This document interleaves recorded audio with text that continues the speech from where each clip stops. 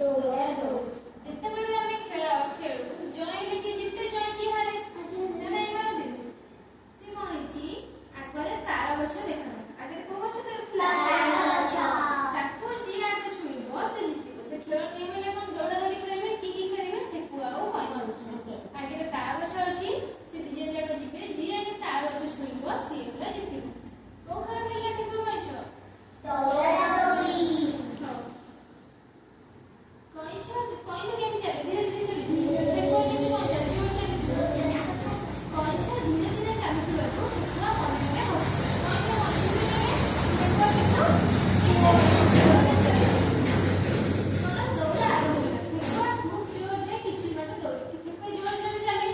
ଠେକୁଆ କେମିତି ଚାଲେ ଟିକେ କହିଦେଲ କୁହନି ଆସନ୍ତୁ ସେ ଜଣେ ଠେକୁଆ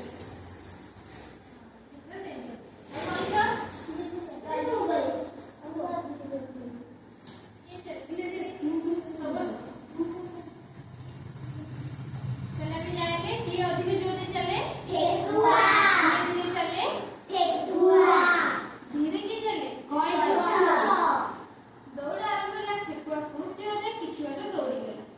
ପଛକୁ ଚାହିଁ ଦେଖିଲା କଣ ନା କଇଁଛ କଣ ଅଛି ବହୁତ ଦୂରରେ ଅଛି କାହିଁକି କଇଁଛ ତାର ଧୀରେ ଚାଲିକି ନେଉଛି ଠେକୁଆ କିନ୍ତୁ ଜୋରରେ ଯାଇକି ବାଟରେ ଯାଇକି ବସି ଯାଇଛି ହେଲା ବସି ପଛକୁ ଅନେଇ କାହାକୁ ଅନେଇଲା କଇଁଛ ଦେଖିଲାକୁ ଧୀରେ ଧୀରେ ଆସୁଛି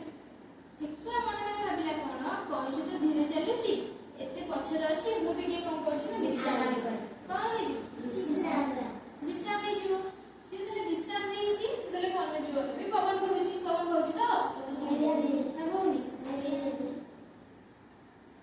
ତାପରେ କଣ ହେଇଛି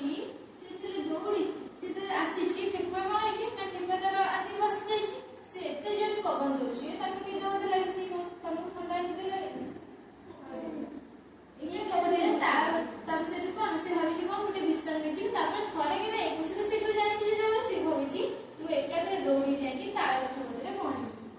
କିନ୍ତୁ ଏକଥା ଭାବି ଠେକୁଆ ଗଛ ଛାଇରେ କଣ କରୁଛି ନା ବସି ପଡ଼ିଛି ଯେତେବେଳେ ବସିଛି ସେତେବେଳେ କଣ ହଉଛି ନା ଥଣ୍ଡା ପବନ ଦେଇଛି ଗଛ ଛାଇ ତାକୁ ଭଲ ଲାଗେ ବସିବାକୁ ନା ଭଲ ଲାଗେ ଥଣ୍ଡା ପବନ ଦେଇଛି ଥଣ୍ଡା ପବନରେ କଣ ଠେକୁଆକୁ ନିଦ ଲାଗେ କାହାର ନିଦ ଲାଗିଛି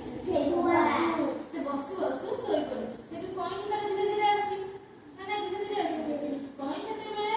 ଧୀରେ ଧୀରେ ଆସିଛି ଯେତେବେଳେ ଠେକୁଆର ନିଦ ଭାଙ୍ଗିଲା କଇଁଛ ଠେକୁଆର ନିଦ ଭାଙ୍ଗିଲା ଠେକୁଆ ଦେଖିଲା କଣ କଇଁଛ ଯାଇ କୋଉଠି ପହଞ୍ଚି ଯାଇଛି